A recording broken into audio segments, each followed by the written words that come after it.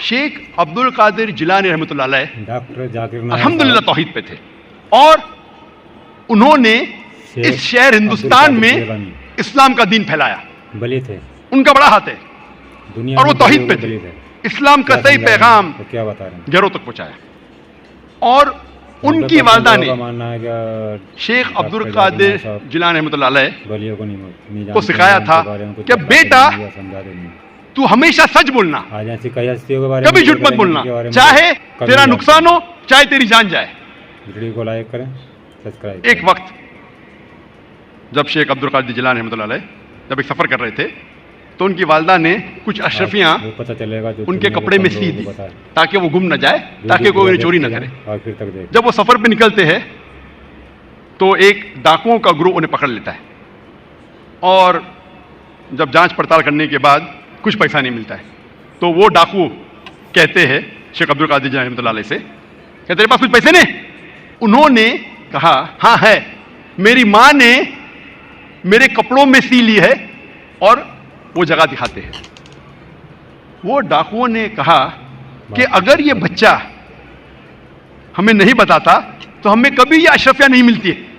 वो इतने खुश हुए इस बच्चे के ईमानदारी से और पूछा कि तुमने हमें सच क्यों कहा? फिल्म वालों में से तो उसने कहा कि मेरी माँ ने मुझे सिखाया है कि कभी झूठ नहीं बोलना, चाहे मेरी जान जाए। मशहूर इनकी स्पीच और लोग वो डाकू सुनते भी हैं और इतने खुश हुए कि उन्होंने क्या बताएं? टाका डालना छोड़ दिया। लोग जरा ध्यान से सुनो। ऐसे कई मिसाल मिलती है।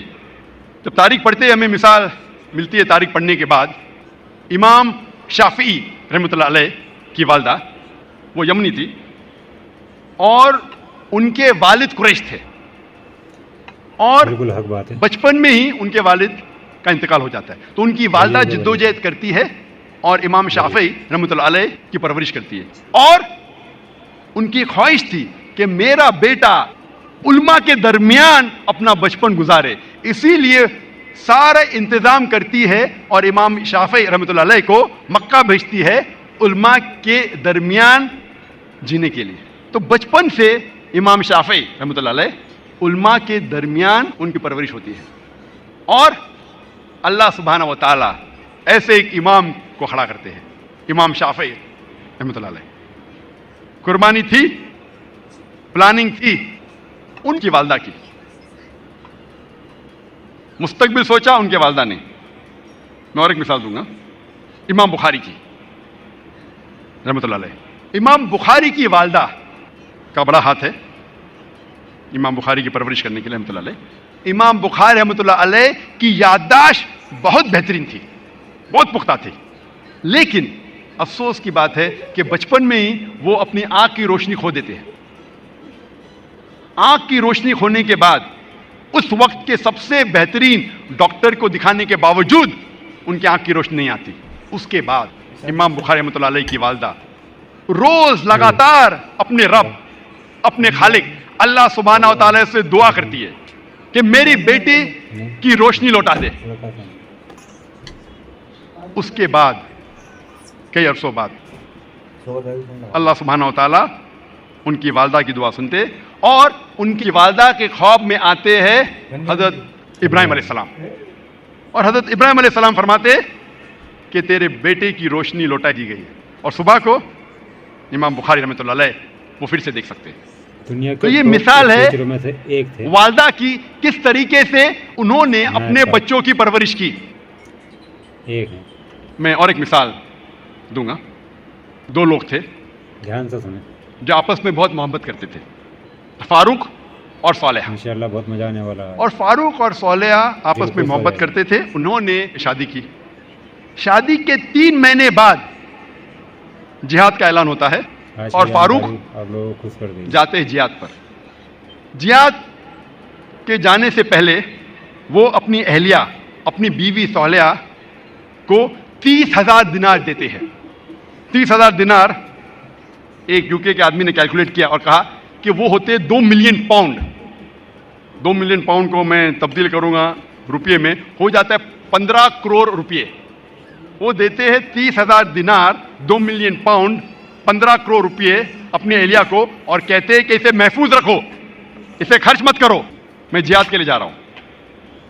और फिर वो जिहाद के लिए जाते हैं और कहते हैं कि इंशाअल्लाह मैं 3 महीने में वापस लौटूंगा। बात सही है। उनके जाने के चंद महीने बाद उनकी अहलिया सौलिया को एक बेटा पैदा होता है। 1 साल गुजरने के बाद उनके शौहर वापस नहीं बुरा आते। देखना आखिर तक 2 साल गुजरने के बाद वापस नहीं आते। 2.5 साल बाद एक बहुत शख्स आके पुराने कहता है गुजर सौलिया से कि मैंने तुम्हारे शौहर फारूक को देखा कि वो गिर गए और वो घायल हो गए।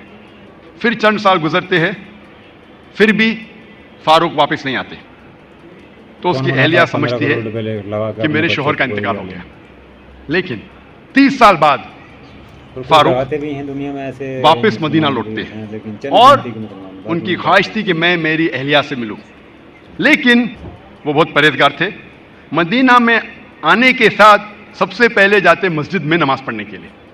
नमाज पढ़ने के बाद वो देखते हैं कि कई उल्मा आपस में बच्चे की परवरिश इल्म के बारे में पहला गुफ्तगू हाथ कर मौका रहे होता हैं है। और उनमें से एक नौजवान, तकरीबन 30 साल का आपने सही बताया। नौजवान, जिसका नाम था शेख अब्दुल रहमान, वो सबसे बेहतरीन आलिम था।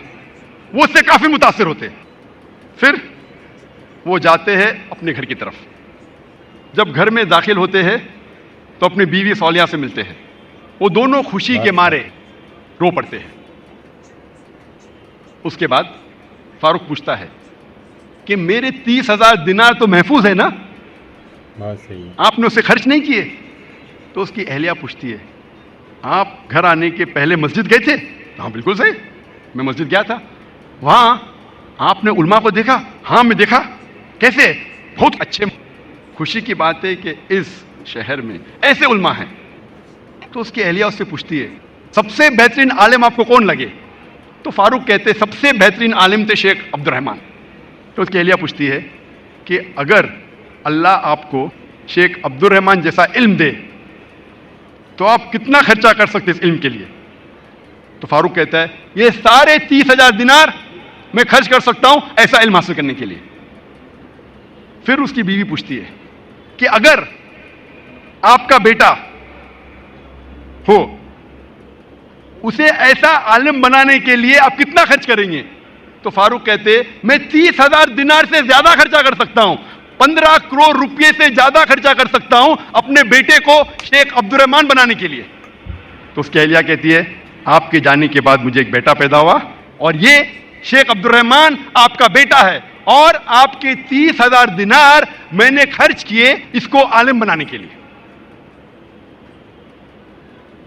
आप सोच सकते उस वक्त बेटे को आलिम बनाने के लिए वालदा खर्चा करती है 30,000 दिनार।